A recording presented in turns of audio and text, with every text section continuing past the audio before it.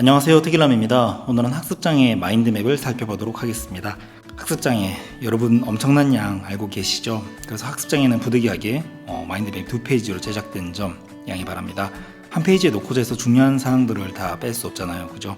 자, 그럼 학습장애 영역을 본격적으로 한번 살펴보도록 하겠습니다. 먼저 큰 틀을 살펴보면 학습장애의 정의를 살펴보고요, 유형과 진단을 살펴볼 거예요. 그리고 학습의 어려움을 크게 세 가지 분류로 나누어서요, 읽기장애, 그리고 수학장애, 그리고 쓰기장애와 사회성의 문제에 대해서 살펴보도록 하겠습니다. 먼저 정의를 살펴보면 장특법에서는요, 개인 내적 요인에 의해서 학습 기능과 학업 성취의 현저한 어려움을 가진다고 했습니다. 학습 기능에서는요, 듣기, 말하기, 주의 집중, 지각, 기억, 문제 해결 등을 의미하고요, 학업 성취에서는 여러분들 잘 알고 계시는 읽기와 쓰기와 수학을 의미합니다.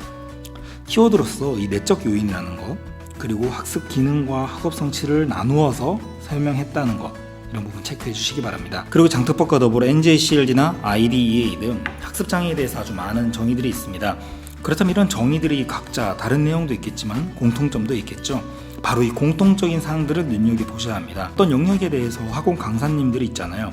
A 강사님은 1번과 3번과 5번을 보라고 했고, B 강사님은 2번과 4번과 4번을 보라고 했어요. 여러분 꼭 봐야 되는 건 뭐가 될까요? 두 분의 강사님이 모두 중요하다고 했던 3번은 꼭 봐야 되겠죠. 이러한 측면에서 이런 여러 정의들의 공통사항이 있어요. 이를 우리가 공통요인이라고 하는데요, 세부 내용을 살펴볼게요. 먼저 중추신경계의 기능, 결함 등에 근거한 내적 요인에 그 학습장애가 근거한다는 겁니다. 다음 이질성이라는 의미는 같은 학습장애를 가지고 있다 하더라도 그 개별 학습장애 학생들의 특성이 차이가 있다는 겁니다. 무슨 말인지 아실까요? 그 수학학습장애를 가지고 있는 영수와 수학학습장애를 가지고 있는 영희 뒤에 같을까요? 아니라는 거죠. 두 학생들이 개별적으로 보이는 문제 양상에는 큰 차이가 있다는 겁니다. 세 번째, 배제조항이란 말은 다른 장애로 인한 학습의 어려움을 가지는 경우는 학습장애를 할 수 없다는 거죠. 예를 들면 지적장애나 정생동장애를 가지고 있어서 학습의 어려움을 가지고 있는 학생에게 학습장애를 하지는 않는다는 거죠. 그리고 네 번째, 일생을 통해서라는 건데요, 앞서 살펴본 지적장애 같은 경우는 18세 이전이라는 연령 범위가 있었죠. 학습장애는 학령기에 제한된 장애가 아니라 어떤 사람의 일생을 통해서 일어날 수 있다고 봅니다. 마지막으로 다섯 번째는 불일치 증거와 중재반응 증거를 포함한 어떤 진단 증거를 제시한다는 겁니다. 다음으로 학습장애와 구분해야 되는 사항으로서 바로 학습 부진과 학습 지진에 대한 개념이 있는데요, 이 세 가지 유형 모두 학업 성취에 문제가 있습니다. 그건 공통점인데 약간의 차이점이 있거든요. 학습 부진부터 한번 살펴볼게요. 학습 부진은 정상 지능을 가지고 있고 신경학적 이상은 없습니다. 그런데 정서적인 문제나 사회적인 원인들로 인해서 학업 성취가 떨어지는 경우인데요, 즉 어떤 내적인 요인은 없이 외적 요인들에 의해서 낮은 학업 성취를 보인다는 겁니다. 해결 방법은 어떻게 될까요? 당연히 이런 외부 요인들을 제거하고 심리적 중재를 제공한다면 정상적인 학업 성취를 보일 수 있겠죠. 그 다음 학습 지진은 어떨까요? 이는 선천적으로 지적 능력에 문제가 있는 경우에요. 대략 하위 20% 정도의 지능을 가져서 학업 성취에 어려움을 가지는데요, 경도의 지적장애로 생각하시면 이해가 쉬우실 것 같아요. 다음으로 오늘 우리가 살펴본 학습장애 같은 경우는 학습 지진과 달리 지능에 문제가 없어요. 정상적인 지능, 경우에 따라서는 정상보다 더 높은 지능을 가지고 있는 경우도 있습니다.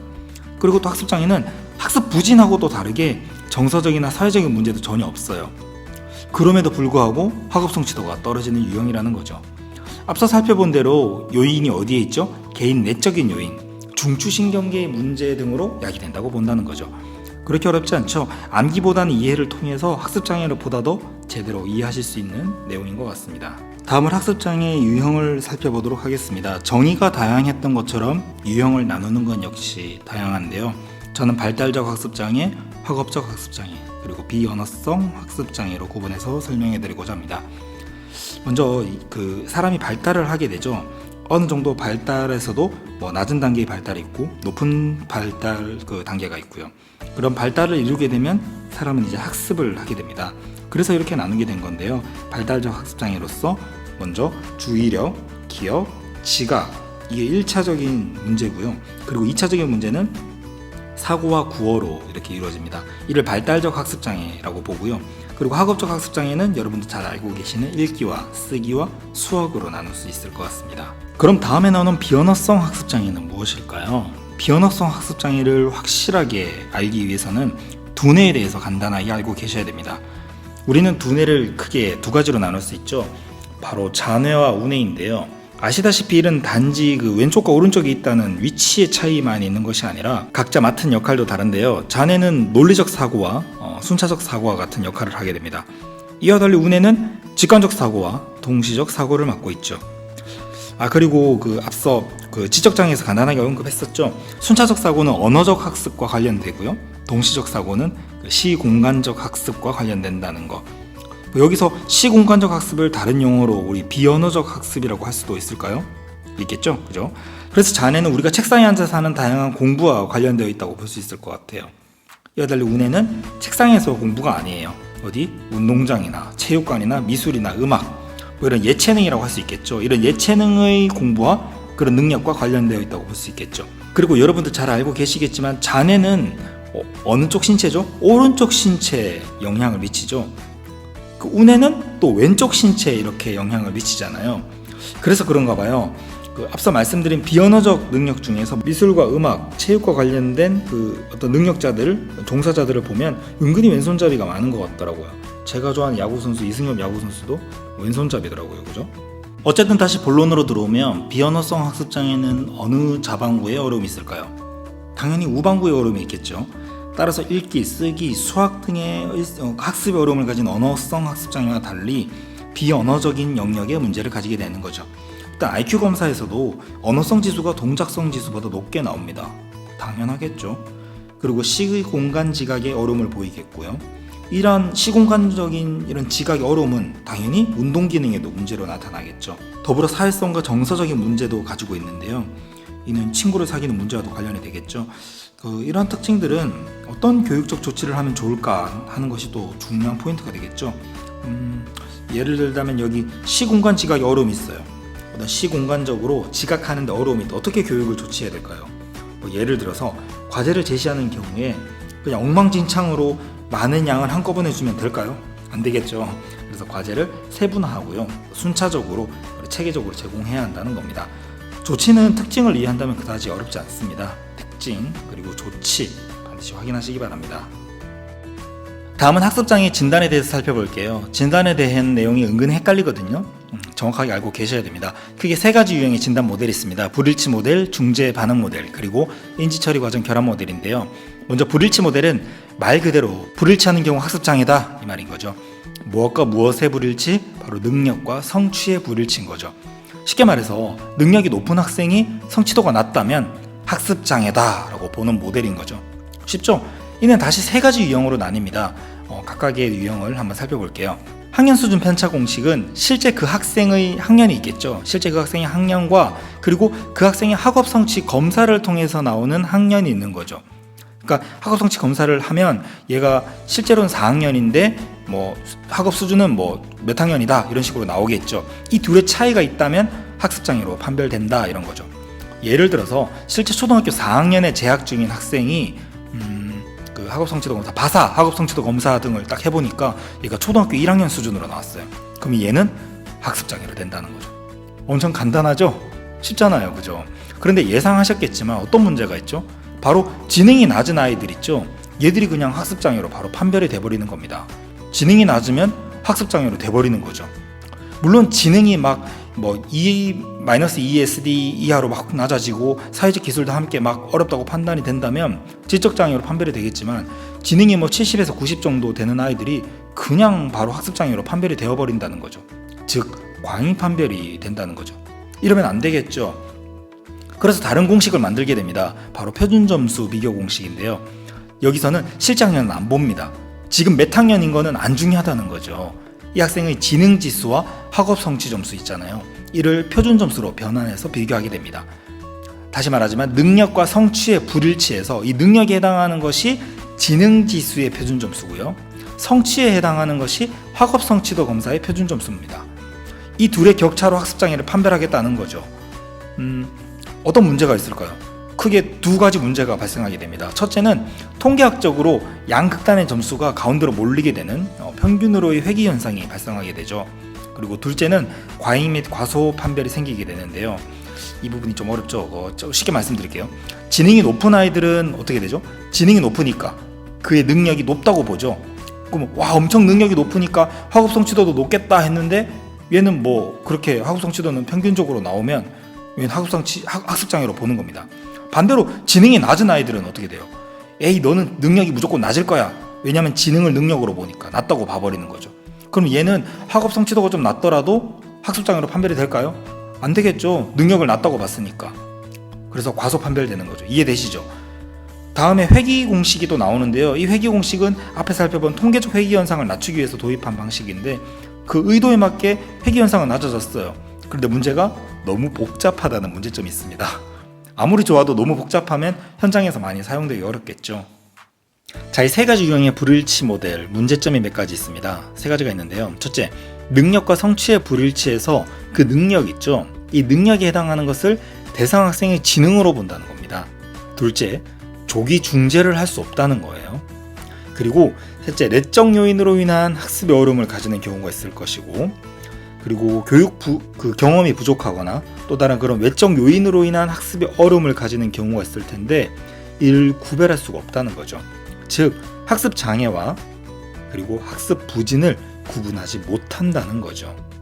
자, 이러한 문제점을 왜 말씀드리냐면 이를 극복하기 위해서 나온 것이 그 다음 모델입니다. 바로 중재 반응 모델. 이 모델은 효과가 입증된 중재를 제공했음에도 불구하고 현저하게 낮은 학업 성취를 보이는 경우 학습 장애다라고 보는 건데요. 3단계로 진행됩니다. 일반교육, 지원교수, 그리고 개별화된 중재, 이 3단계 알고 계셔야 되고요. 이걸 책에 따라 이중 불일치 모델이라고도 하는데요. 이 내용을 알기 위해서 그래프를 하나 그려보도록 하겠습니다. 여러분들이 이 그림 다들 한 번은 보셨을 거예요. 자, X축이 시간입니다. 즉 중재가 시간에 따라서 거듭이 되겠죠. 중재가 거듭되고 Y축은 능력이에요. 그 대상 학습자의 수행 수준이라고 볼 수 있겠죠. 일반 아동은 자 이렇게, 그리고 학습장애 아동은 이렇게 나타납니다. 여기서 A는 뭐라고 할 수 있을까요? 여기서 여기까지는 차이. 이건 바로 일반 아동과 학습장애 아동의 초기 수행 수준의 차이겠죠. 이만큼 처음에 차이가 났습니다. 여기 점선을 또 그리겠습니다. 이 점선을 그리고 여기서 해당하는 B, 기울기인데요. 이 기울기는 무엇을 의미할까요? 발달 속도가 느리다는 것을 의미하겠죠. 속도가 느리지 않는다면 일반 아동과 같이 이 점선처럼 진행되겠죠. 중재가 거듭될수록 수행 수준의 차이가만 나는 것은 이 점선은 학습 부진에 해당하죠. 그런데 이렇게 발달률도 느린 경우는 학습장애라고 하는 겁니다. 즉 성취 수준도 느리고 학습 진전도도 느리다는 거죠. 그래서 책에 따라 중재 반응 모델을 이중 불일치 모델이라고도 한다는 겁니다. 이는 성취 수준과 학습 진전도, 그 발달률 둘 다 느린 경우를 학습장애로 한다, 그런 의미를 가지고 있습니다. 중재 반응 모델도 장단점이 있는데요. 장점으로는 앞서 살펴본 불일치 모델이 조기 중재가 안 되고 그 학습 부진과 학습 장애를 구별하지 못한 것이 극복됩니다. 그래서 조기 판별이 가능하고, 그래서 조기 중재도 가능하고요. 그리고 외적 요인으로 인한 학습 부진과 내적 원인에 의한 학습 장애를 구별할 수 있게 된 것입니다. 하지만 단점으로는 아까 말씀드렸죠. 과학적으로 입증된 중재, 효과가 입증된 중재, 그게 뭔데? 라는 합의가 되지 못한 겁니다.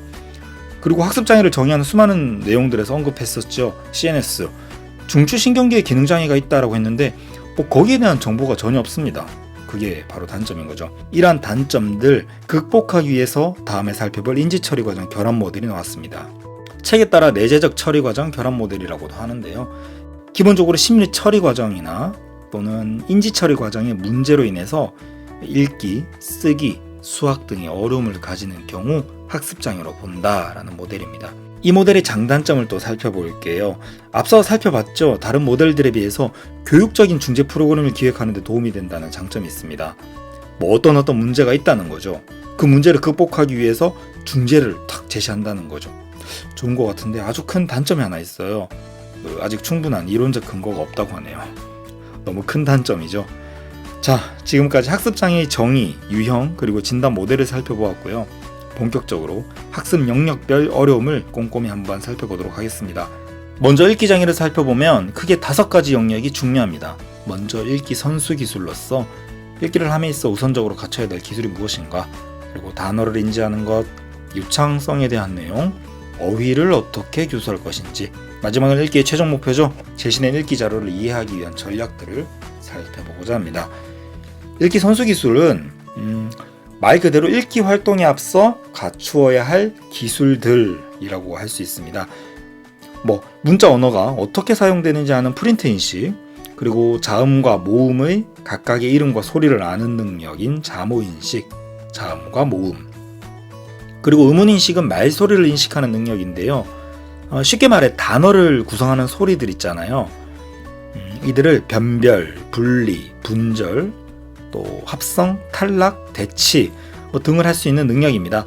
저는 여기서 탈락, 분리, 분절 이게 참 이해가 좀 어려웠어요. 예를 들어서 설명을 드리면 그 순두부라는 단어가 있어요. 탈락은 빼고 말하는 거예요. 빼라는 거죠. 그래서 순두부의 첫 글자를 빼고 말하세요 라고 하는 건 탈락인 거예요. 그러면 학생은 두부가 되겠죠. 분리는 뺀 것을 그것만 말하는 거예요. 뺀 것 그것. 그래서 순두부의 예를 들면 질문이 그렇게 되겠죠. 순두부의 가운데 글자가 뭐죠? 라고 한다면 두가 되겠죠. 두. 그리고 분절은 각각 따로따로 말하는 건데요. 분절해서 말하는 건데요. 그 질문은 이렇게 되겠죠. 순두부를 따로 나누어 말해주세요 라고 한다면 순, 두, 부 라고 따로따로 말하게 된다는 거죠. 그러니까 탈락, 분리, 분절 이게 뭐를 빼는 건지, 뺀 것 그것만 말하는 건지, 아니면 뭘 빼는 게 아니라 이렇게 각각 나누어서 따로따로 말하는 건지 이게 되게 헷갈려요. 저는 헷갈렸거든요. 여러분들 헷갈리니까 구분하셔서 보시면 좋을 것 같습니다. 그리고 그 다음 구어를 통한 듣기 이해, 이거는 구어 듣기, 그죠? 이건 굳이 설명 안 드려도 알 것 같아요. 나머진 쉬워요. 자, 이제 선수 기술을 익혔으면 다음 단어 인지를 살펴볼게요. 단어를 빠르게 소리내어 읽고 의미를 파악하는 능력, 2018년도 중등에 기출된 내용입니다. 이 단어 인지의 의미를 물었는데요. 의미 같은 걸 대충 알고 있으면 헷갈릴 수 있습니다. 꼼꼼히 보셔야 됩니다. 그리고 단어 인지에서 정말 중요한 사항은 바로 의미 중심과 해독 중심으로 나뉘는 두 가지 교수 접근 유형이죠.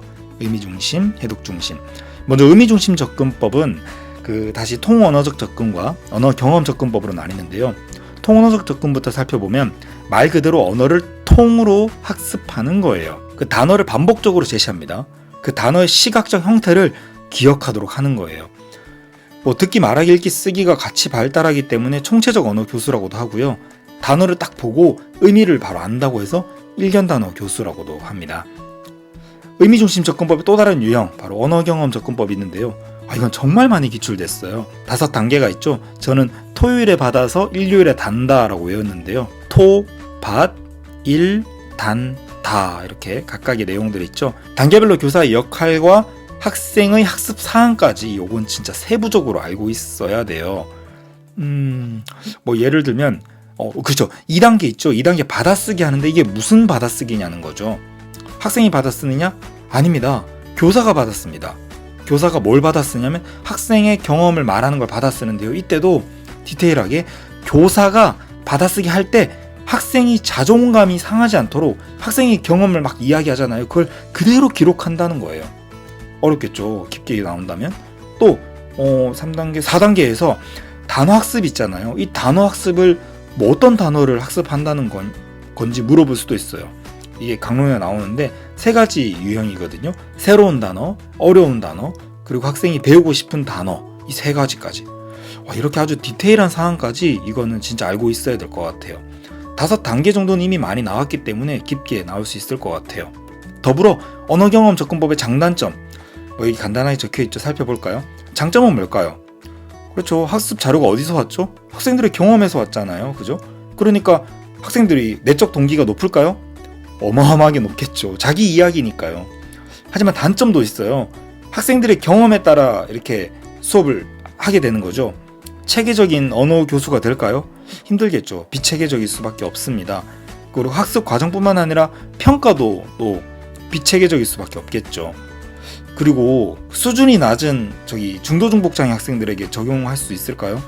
없겠죠. 발화가 전혀 안 되고 하니까.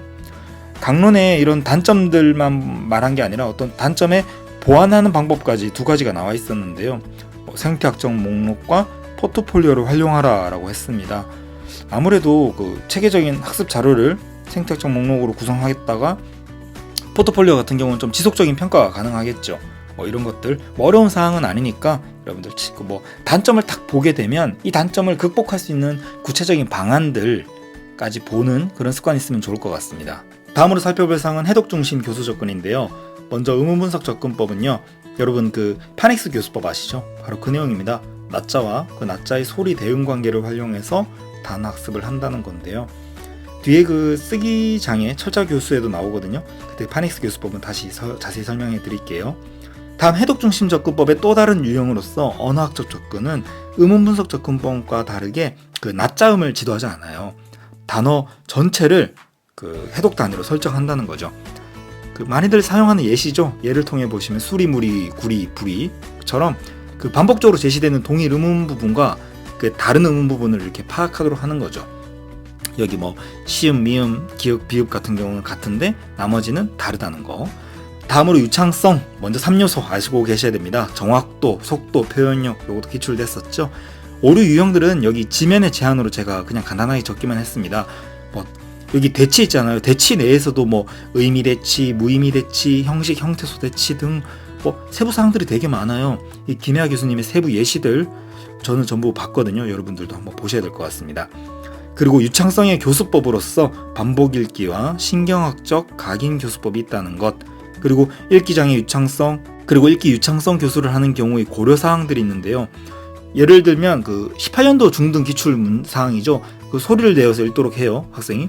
그리고 소리를 내어서 읽다가 학생이 오류가 딱 있으면 즉각적으로 수정한다는 것이 나왔죠. 이게 즉각적으로 수정하면 학생이 뭐 자존감이 상한다 뭐 이렇게 볼 수도 있는데 그게 아닙니다. 유창성 지도기 때문에 오류가 있으면 즉각적으로 바로 이렇게 교사가 피드백을 제공해야 된다는 사항입니다. 뭐 이 밖에도 그 유창성 지도에서 그 사용하는 자료에 대한 내용이 있었어요. 학생이 90% 이상 정확하게 읽을 수 있는 자료를 쓴다 등 이 90% 같은 경우 그죠? 은근히 포인트가 될 만한 사항들이 많습니다. 그 부분 꼭 확인하세요. 다음은 어휘 개수인데요. 어휘는 단순한 단어 그 이상의 의미죠. 쉽게 말해 단어들이 모여서 이루어진 집합 정도로 생각하시면 됩니다. 이러한 어휘와 관련된 수준을 우리가 결합지식, 이해지식, 생성지식 크게 세 단계로 나눌 수 있는데요. 각 단계를 말씀드릴게요. 가장 낮은 단계 결합지식은요. 해당 목표 어휘를 정의와 연결하는 수준이에요. 이보다 약간 높은 다음 이해지식 단계에서는요. 목표 어휘와 관련된 다른 어휘들을 연결지어 범주화하거나 목표 어휘의 다양한 의미를 이해하는 수준입니다. 이게 다양한 의미라는 것은 우리가 사전에서 단어를 딱 찾았잖아요. 그러면 의미가 하나만 나오나요? 뭐 여러 개 나오잖아요. 그죠? 1번 의미, 요 1번 의미를 딱 아는 것은 결합지식 수준이에요. 근데 2번, 3번, 4번 다양한 의미까지 다 알면은 이보다 약간 높은 이해지식 수준인 겁니다.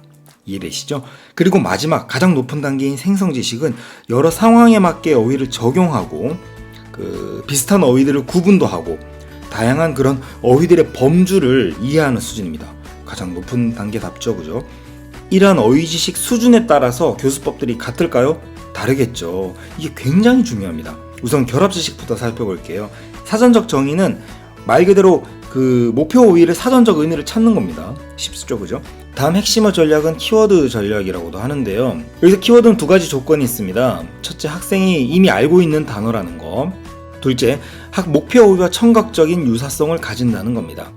여기서 목표 어휘란 건 학생이 지금 새로 배우고자 하는 어휘 그런 내용이겠죠, 그죠? 즉 학생이 이미 알고 있는 학생에게 친숙한 단어와 학생이 학습하여야 될 단어를 연결한다는 거죠. 이때 무엇을 그 매개로 연결하죠? 바로 청각적 유사성을 매개로 연결하는 거죠. 어려운가요? 예로 말씀드릴게요. 그 강론에서 언급된 예 있잖아요, 그죠? 목표 어휘로서 칼린이라는 어휘가 있습니다. 좀 어려운 단어기도 해요, 그죠? 나이가 많은 여성을 뜻합니다. 근데 이걸 공부하는 것이 많이 어렵기 때문에 키워드를 가져온다는 거죠. 아무거나 키워드가 되는 건 아니죠. 앞에서 살펴봤던 두 가지 조건 보겠습니다. 이미 학생이 알고 있어야 된다는 거죠.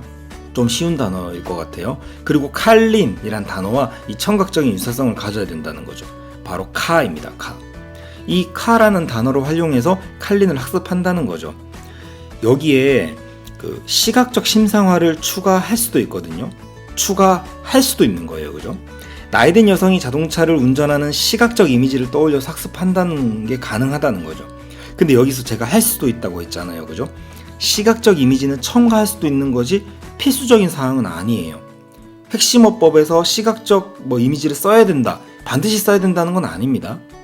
옵션이에요. 그 시각적 이미지를 쓰지 않고 공부하는 핵심어법으로 런더리란 단어 아시나요? 런더리 빨래잖아요. 그죠? 이 단어를 학습할 때 빨래만 생각하면 런더리 난다라는 그걸 해서 이것도 핵심어법이에요.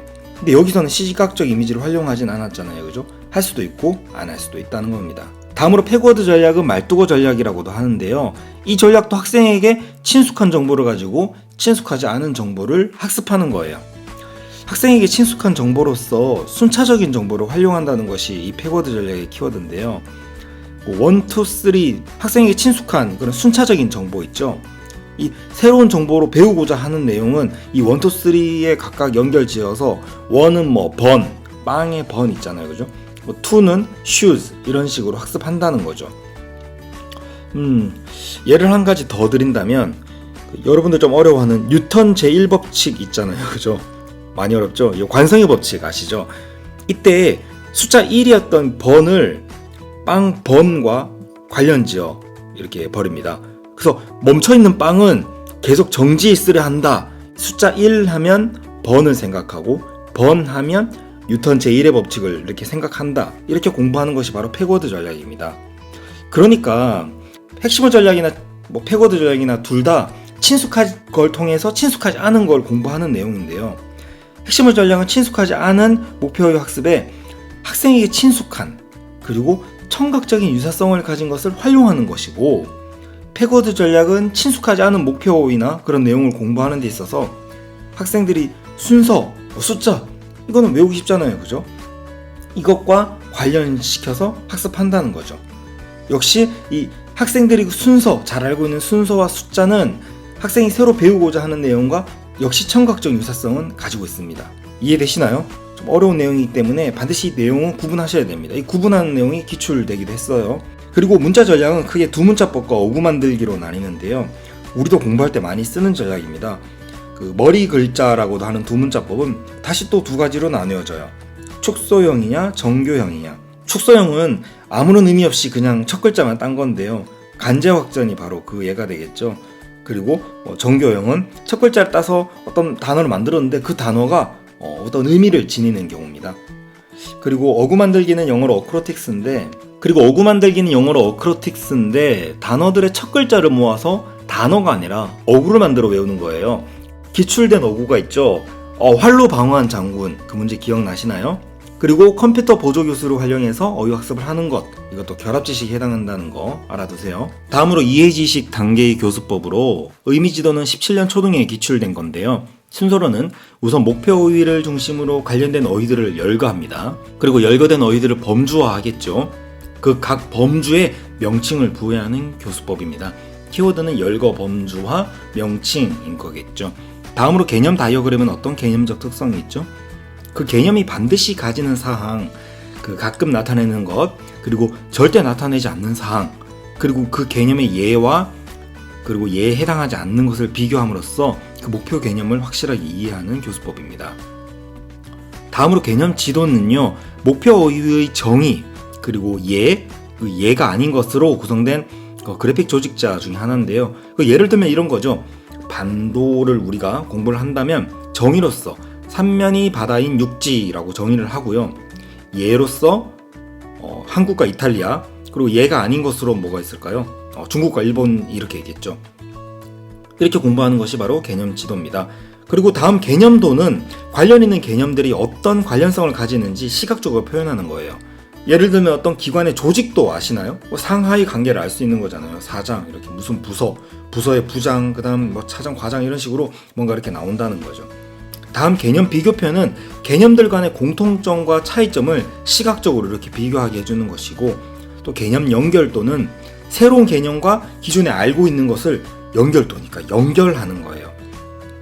예를 들면 우리가 온돌이라는 걸 아이들에게 지도할 때 좀 이해가 어렵다면 새로운 이 온돌이라는 개념을 알기 위해서 기존에 알고 있는 거 뭐죠? 보일러, 이 보일러의 개념을 가지고 와서 두 개념의 특징들, 함께 나타나는 특징들을 이렇게 연결하는 방법입니다. 사회 교과서에서 많이 봤던 것 같아요. 역사 교과서나. 다음 SFA는 그 목표 개념과 관련된 주요 특성들 간의 관계를 격자표, 그리드표로 나타낸 건데요. 이거 우리 앞으로 아직 하진 않았지만 의사소통 장애 영역의 실어증 특징 분석표 혹시 기억나시나요? 바로 그게 의미 특징 분석표입니다. 다음 어휘 관련시키기 활동은요, 이미 학습한 어휘의 내용을 강화하고 확장시키는 방법인데요. 유의어나 반의어 그리고 유추 어휘 등을 찾는 겁니다. 그리고 질문, 이유, 예 활동은요, 그 어휘를 사용한 이유를 얘기하고 해당 어휘와 관련된 자신의 경험도 말해보게 하는 그런 활동을 통해서 어휘를 공부하게 하는데요. 그 강론에 언급된 예가 되게 좋더라고요. 지난 월드컵에서 스위스전에 패했을 때 침통한 표정을 지었다. 선수들이 침통한 표정을 지었다. 에서 질문을 하는 거죠. 질문, 이유, 예 중에 질문. 왜 침통한 표정을 지었을까요? 이렇게 질문을 하는 거죠. 그럼 이에 따른 이유를 말하게 하는 거죠. 학생들이. 그리고 나서 그러면 그 이유를 보고 나서 침통한 표정을 지었던 그런 경험을 이야기해 보세요. 같이 이렇게 진행하는 겁니다. 따라서 질문, 이유, 예 활동인 겁니다. 다음으로 가장 높은 단계, 생성지식 단계, 빈번한, 풍부한, 확장하는 이런 어휘 교수를 하게 되고요. 다양한 책을 읽는 다독을 하게 됩니다. 다독의 과정에서도 그냥 책만 많이 읽는 것이 아니라 문맥 분석 전략과 단어 형태 분석 전략이 있는데요. 문맥 분석 전략은 앞뒤 문맥을 통해서 해당 어휘의 의미를 알아내는 것이고요. 단어 형태 분석 전략은요, 그 단어로 구성하는 형태소 있죠. 이런 형태소들, 특징들 파악한다면 어휘의 뜻을 파악하는데 많은 도움이 되지 않을까요? 우리도 만약에 외국책 본다면 이런 형태소들로 통해서 그 어휘를 유추해내곤 합니다. 그죠? 어휘 증진과 관련돼서 강론에 따라 다르게 서술되기도 하는데요. 김동일 교수님은 그 문맥을 이용한 교수 전략과 범주를 이용한 교수 전략으로 나누기도 했습니다. 이 내용은 그렇게 어렵지는 않습니다. 앞서 살펴본 사항들과 중첩되는 내용도 있는데 이 내용들도 꼭 확인하세요. 드디어 읽기장의 최종 목표이죠. 읽기 2회. 읽기 이해를 간단하게 설명드리자면 그 독자는 학생들은 선행 지식을 가지고 있죠. 그리고 그 선행 지식을 가진 채 앞에 주어진 글에서 제시하는 다양한 정보들이 또 있겠죠. 이를 서로 융합해서 나름의 의미를 형성하는 과정을 우리가 읽기 이해라고 할 수 있을 것 같습니다. 읽기 과정에 따라 전중 후로 나누어 교수법이 있습니다. 어렵지 않습니다. 하나씩 살펴보면 읽기 전 단계에서는 마음껏 생각을 쏟아내는 브레인스토밍과 읽기 내용을 예측하는 방법이 있겠죠. 어떤 내용일까라고 예측하는 거. 읽기 중에는 글의 구조에 대한 교수, 그리고 글의 중심 내용을 파악하는 교수가 필요합니다. 그리고 읽고 나서는 질문에 답하고 질문도 만들어보고 읽은 내용을 요약하는 등의 활동들이 적절하겠죠. 그리고 기타 읽기 전략으로 다양한 전략들이 제시되어 있죠. 각각을 살펴보면 우선 상보적 교수, 리시프리컬 티칭부터 말씀드릴게요. 이 교수법은 그 교사와 학생이 구조화된 대화를 통해서 학생의 읽기 이해력을 높이는 전략인데요. 여기서 구조화된 대화, 이게 여러분들 잘 알고 계시는 바로 예질 요명입니다. 예측, 질문, 요약, 명료화인 거죠. 이 예질 요명은 순서가 정해진 것도 아니고요. 그리고 한 번만 이루어지는 것도 아니에요. 정해진 순서 없이 반복적으로 진행되게 되는데요. 그리고 처음에는 교사가 주도를 하다가 학생에게 점차 이 대화를 이끌어갈 수 있도록 그런 주도권을 이양하는 것도 되게 중요한 포인트입니다. 예질 요명, 그 각각의 목표, 왜 하는지 그 목표와 그 과정별로 교사는 학생은 어떤 것들을 해야 하는 건지 꼭 체크하시기 바랍니다. 다음으로 KWL 전략은 What I know, What I want to learn, What I learned입니다. 즉 내가 이미 알고 있는 것, 내가 배우고 싶은 거, 그리고 그 글을 읽고 나서 배우게 된 것을 표가 되었든 지면에 이런 내용들을 적게 되는 그런 전략입니다. 다음으로 SQ3R, 헛질 잘 되다 라고 외웠는데요. 참 헛짓은 잘 되죠. 그죠? 헛짓 하시면 안 됩니다. 흩어보기, 질문하기, 자세히 읽기, 되새기기, 다시 읽기. 어렵지 않죠? 그리고 RCRC는 읽고 나서 가리고 또 암송 이렇게 생각해보고 다시 그것을 체크하는 내용입니다. 다음으로 명시적 교수는 직접 교수 생각하시면 됩니다. 이 내용들 직접 교수 보니까 바로 그런 거랑 되게 비슷하죠. 라이더 전략은 읽고 이미지화합니다. 그리고 묘사를 하고 이 평가를 하게 되고 그 다음 이 과정을 반복하게 돼요. 근데 여기서 이 평가가 또 중요한 게 학생들이 무엇을 평가하냐면 학생들 앞에 이미지화 했죠. 그 읽고 난 이야기들을 이미지화하고 그걸 묘사한 것이 그 가능한 많은 정보들을 포함하고 있는지 그런 것들을 확인하는 게 바로 평가 단계라는 거. 다음으로 램 전략과 랩 전략, 순서와 단계별 내용 어렵지 않죠? 확인하시고요. 마지막 학습지 활용사항, 저는 여기 또 많이 헷갈렸어요. 설명을 드리자면 학습 안내지, 워크시트, 그리고 안내 노트 알고 계셔야 됩니다. 스터디 가이드 같은 경우는 교과서의 중심 내용이나 중심 어휘에 관한 질문으로 구성된 학습지입니다. 중등에 기출된 문장으로서 전통적으로 시험에 앞서서 그 복습에 많이 사용된다 그런 사항이 있었죠. 그래서 복습을 위한 질문으로 구성된 자료다 라는 거. 그리고 프레임 아웃라인은 중심 내용 및 주요 어휘에 관한 개요를 제시합니다. 아웃라인 아시죠? 그리고 안내 노트는 수업 중에 사용하는 학생의 필기를 돕기 위한 자료입니다. 수업 중 필기인데요. 강의 중에 쓴다는 사항이 기출되었죠. 수업 후에 쓰는 게 아니라. 자, 공통점이라면 이 세 가지 모두 수업이 끝나고 복습에 사용된다는 건 공통점이에요.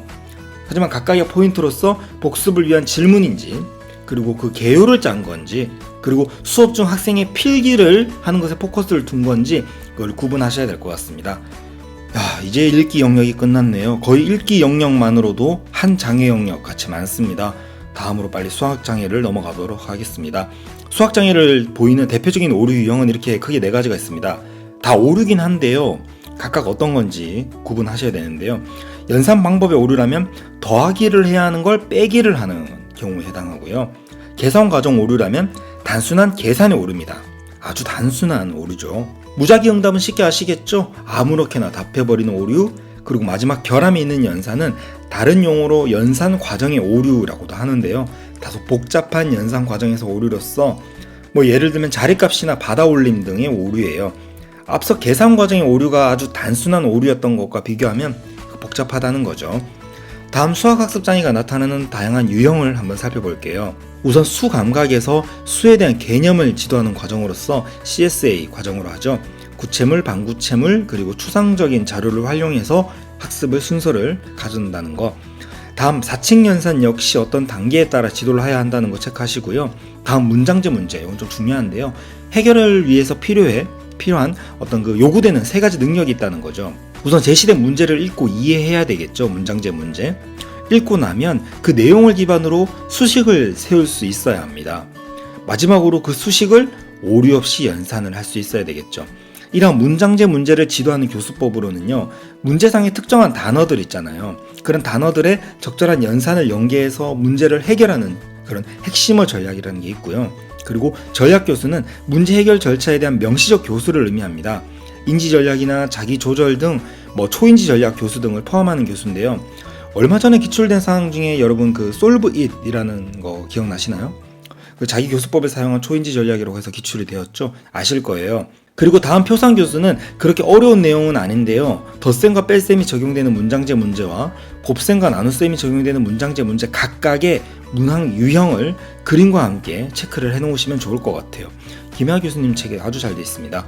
그리고 변형 요게 조금 헷갈릴 수도 있는데 쉽게 말해 비례식을 생각하시면 됩니다. 다음으로 수학 지도에서 다양한 전략들을 살펴보고자 하는데요. 중요한 건 각 전략들을 언제 쓰냐는 것이 중요하고 또 그 절차들도 중요합니다. 각각을 살펴볼게요. 먼저 find 전략은 자리값 교수에 사용되는 전략입니다. 그렇죠? 절차로는 자릿수 행을 확인하고요. t를 넣고 열 자릿수를 확인하고 답을 구합니다. 다음 드로우 전략은 연산 처리 교수에 사용되고요. 먼저 4층 연산의 기호를 확인합니다. 그리고 문제를 리딩하고 그리고 answer를 구하고 writing answer 합니다. 여기 find 전략도 드로우 전략도 뒤 앞으로 볼 전략들도 단계별 절차를 영어로 썼을 때 그 첫 글자에 해당합니다. 아래 이 solve 전략도 그런데요. 이게 제가 알기로 study, 그리고 organize, line up, verify, examine일 겁니다. 다음으로 star 전략은 그 문장제 문제를 해결하는 전략입니다. 문장제 문제. 그래서 첫 번째 단계는 search, 그 다음 translate겠죠. 그리고 쉽습니다. answer, 마지막 review 하는 거겠죠. 앞서 말씀드렸듯이 각 전략을 언제 쓰는지와 그 절차를 꼭 아셔야 돼요. 문제 나온다면 그렇게 나오겠죠. 두 교사가 대화를 하는데 김 교사가 누구에게 A 학생 A에게 자리값 교수를 하기 위해서 스타 전략을 쓰려고 해요 라고 하면 잘못된 것으로 지적하고 어떤 전략을 제시해야 되겠죠? 그렇죠. find 전략을 실시해야 되겠죠. 다음은 쓰기장애 영역입니다. 쓰기장애 영역은 크게 세 가지 유형으로 나누어 볼 수 있는데요. 글씨를 쓰는 것 자체에 관한 것, 그리고 글씨의 철자에 관한 것, 그리고 글을 쓰는 거죠. 작문에 관한 사항. 먼저 글씨 쓰기에 대한 사항으로는 먼저 글쓰기 요소 세 가지를 알고 계셔야 됩니다. 포스처, 펜슬 그립, 포지션 오브 더 페이퍼 세 가지가 있다는 거. 3P이죠. 바르게 글씨를 쓰도록 하는 교수하는 방법으로는 먼저 시각 단서 교수법인데요. 글씨를 쓰는 순서와 방향을 이렇게 1번, 2번, 3번으로 표시하는 겁니다.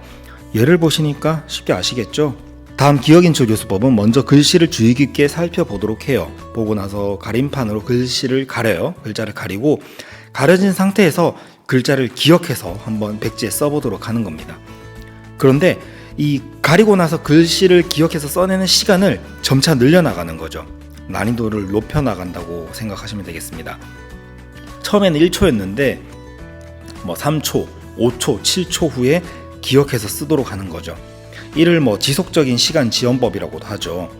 다음 베껴쓰기는 말 그대로 교사가 먼저 쓰고 학생이 같은 글자를 베껴 쓰도록 하는 겁니다. 그 다음으로 살펴볼 철자는 다소 복잡한데요. 우선 철자 오류의 세 가지 유형과 아래에 있는 그 각각의 교수법에 대해서 말씀드릴게요. 이거 정말 최근에 정말 자주 나왔죠. 중요한 것 같습니다. 먼저 음운 처리 오류는 소리와 다른 낮자를 표기하는 오류예요. 예를 들어서 예쁜을 엿분으로 쓰거나 교실을 교시로 표기하는 겁니다. 완전히 다른 소리를 써버리는 거예요. 어떤 교수법이 적절할까요? 바로 파닉스 교수법입니다. 읽기장애 영역 단어 교수에도 한번 나오긴 했죠. 제가 좀 세부적으로 설명 이후에 한다 했으니까 세부적으로 설명을 드리면 파닉스 네 가지 유형이 있는데요. 먼저 합성 파닉스는 부분에서 전체로 진행됩니다. 예를 들어서 가라는 것을 지도할 때 기읍과 아가 더해져서 가가 된다는 것을 지도한다는 거죠.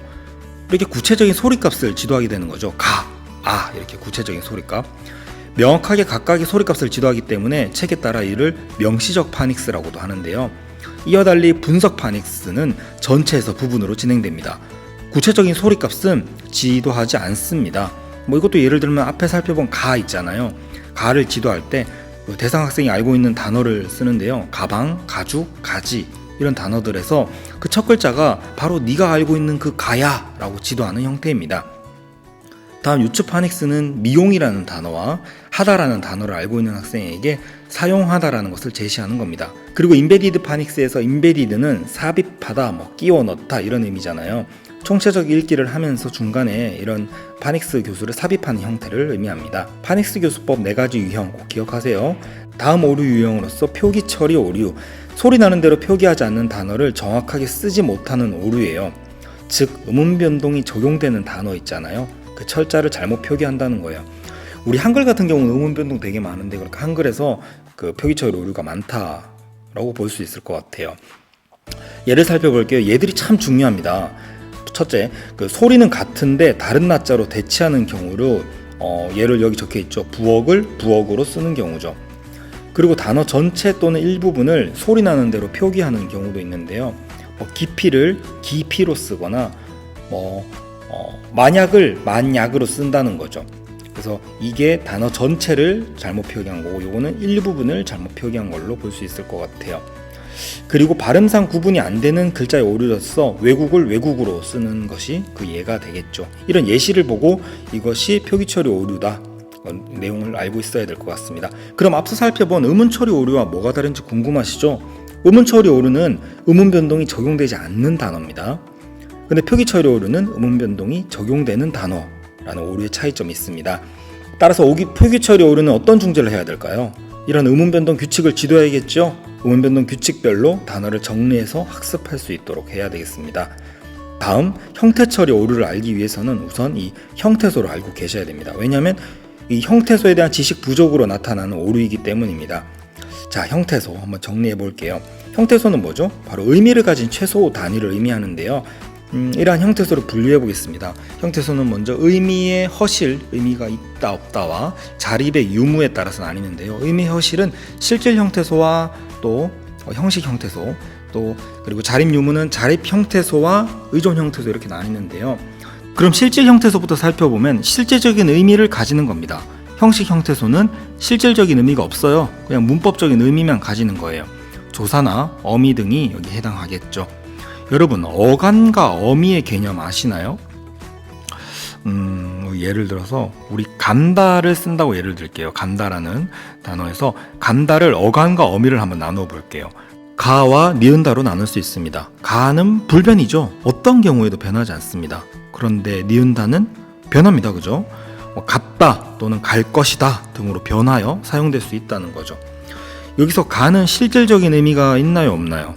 있잖아요. 어디서 어디로 이동한다라는 그 영어로 go라는 의미가 있잖아요. 그죠? 자, 그런데 니은다는 의미가 없죠. 자, 이렇게 실질적인 의미를 가지고 불변하는 어간을 실질 형태소라고 하고요. 실질적인 의미가 없이 상황에 따라서 변화해서 사용된 어미를 형식 형태소라고 합니다. 둘 다 독립적으로 사용은 불가능합니다. 반드시 이제 같이 함께 사용되어야 되는데요. 그리고 그 어미를 다시 또 두 가지로 나눌 수 있어요. 바로 그 선어말 어미와 어말 어미로 나눌 수 있는데요. 선어말 어미는 크게 두 가지 기능이 있어요. 바로 시제와 높임인데요. 왜 선어말 어미냐면 어말 어미 앞에서 이 두 가지 기능을 가지고 사용되거든요. 그리고 어말 어미는 다시 종결형과 비종결형으로 나뉩니다. 종결형은 평서문이나 감탄문 등이겠고요. 비종결형은 뭐뭐 하고 뭐뭐 하는데 등의 접속사 형태로 쓴다는 거죠. 마치 고등학교 국어 시간 같네요. 그죠?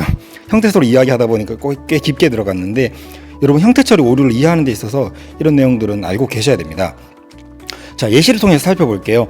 어간과 어미의 경계를 구분하지 못하는 경우를 우리 안자서를 안자서로 쓴다는 거죠.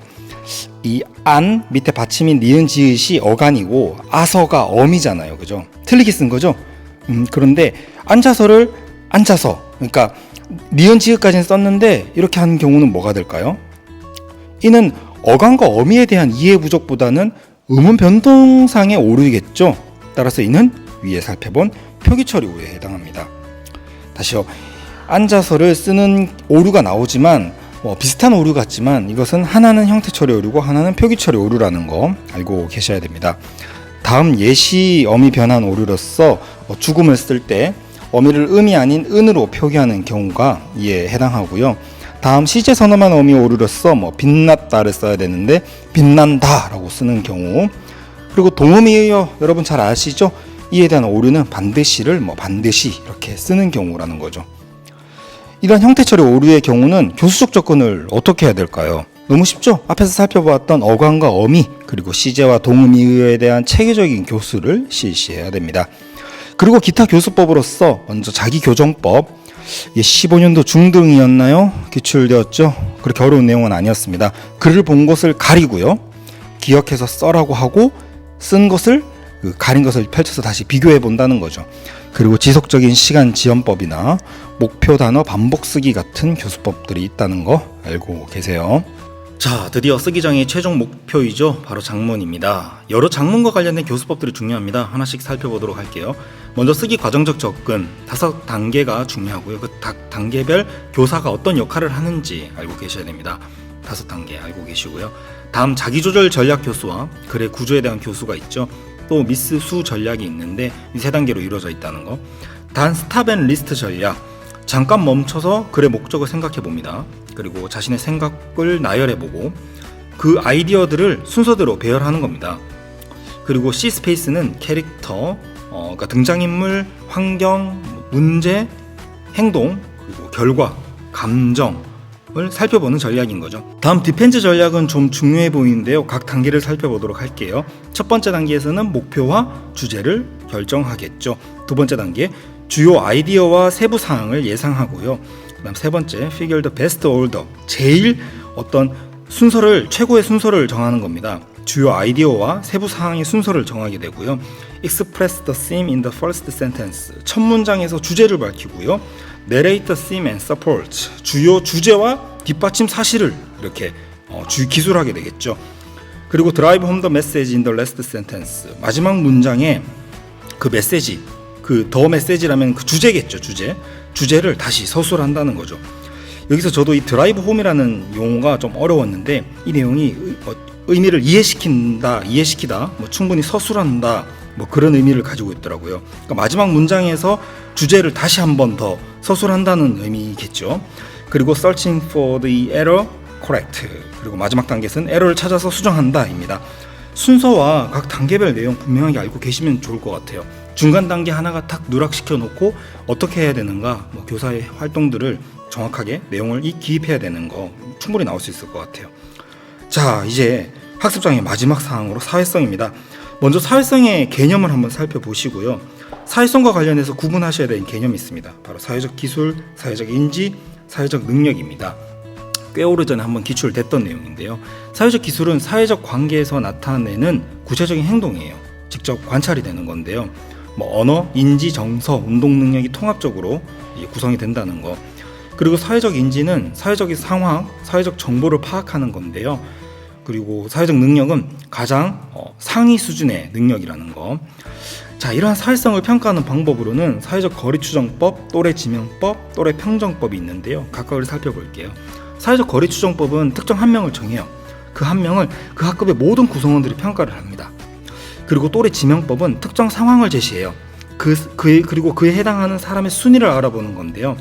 예를 들어서 상황이라면 맞아요. 신학기에 같이 앉고 싶은 친구 1, 2, 3위를 서술하는 거겠죠. 신학기뿐만 아니라 학기 중에도 자리 배치를 새로 할 때 이런 것들을 쓸 수 있겠죠. 그리고 또래 평정법은 대상 학생이 있죠. 그 학생을 제외한 모든 구성원들이 하나의 질문에 따라 평정, 레이팅을 하는 겁니다. 또래 지명법과 비교할 수 있는 차이점으로는 또래 지명법보다 시간이 많이 걸린답니다. 그리고 응답의 자발성도 결여된다는 점이 있네요. 이 부분 알아두세요. 다음으로 사회적 능력의 결함 4가지 유형이 있습니다. 유형별 특징과 중재 방안 아셔야 해요. 사회적 기술 자체를 모르는 기술 결함 어떡하죠? 직접 지도를 하거나 모델링을 제공해야 되겠죠. 그리고 수행형 결함은 방법은 알아요. 어떻게 하는지는 아는데 근데 일정 수준만큼 못 해낸다는 거죠. 왜 그럴까요? 동기가 부족한 것 등이 원인이 되겠죠. 어떻게 중재하죠? 동기 등이 부족하니까 강화를 적절히 제공하는 거죠. 그리고 자기 통제 기술 결함은 불안함 등의 어떤 정서적인 문제로 기술 습득이 안 되는 거예요. 즉 배우지 못하는 거예요. 중재는 어떻게 하면 좋겠죠? 아까 불안함을 말씀드렸죠. 이 불안함을 낮추기 위한 둔감법, 홍수법 등이 있겠죠. 마지막 자기 통제 수행력 결함은 기술은 알고 있어요. 그런데 충동성 같은 그런 성향으로 제대로 수행을 못하는 겁니다. 이는 자기 통제나 유관 강화 등을 통해서 충동적인 성향을 컨트롤할 수 있어야 되겠죠. 이러한 사회적 문제를 가진 경우 지도 전략으로는요, 스킬 스트리밍 프로그램으로서 중요한 사회적 기술을 선정해서 과제 분석합니다. 그리고 그 과제 분석한 걸 하위 단계별로 나눠 지도하는 건데요. 시험이나 역할극을 제시하고 충분하게 연습하도록 하고 피드백을 제공하는 등의 과정을 통해서 일반화까지 강조하는 프로그램이라고 하네요.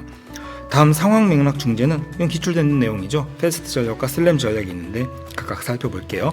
패스트 전략은 우선 멈춥니다. 멈추고 생각합니다. 이 프리즈가 미드를 보니까 경찰이 이제 범인 보고 멈춰라고 할 때 프리즈 이러더라고요. 총을 이렇게 내면서. 다시 본론으로 돌아서 패스트 전략은 우선 멈추고 생각합니다. 다음 대안을 모색하고요. 그리고 최적의 대안을 찾죠. 이후에 그 최적의 대안을 수행하게 됩니다. 슬램 전략은 지금 하던 걸 멈춥니다. 멈추고 상대방이 눈을 보라고 하던가 어쨌든 상대방을 봅니다. 다음 상대방에게 무슨 의미인지 물어보고요. 마지막으로 적절하게 반응을 하는 절차입니다. 어렵지 않죠?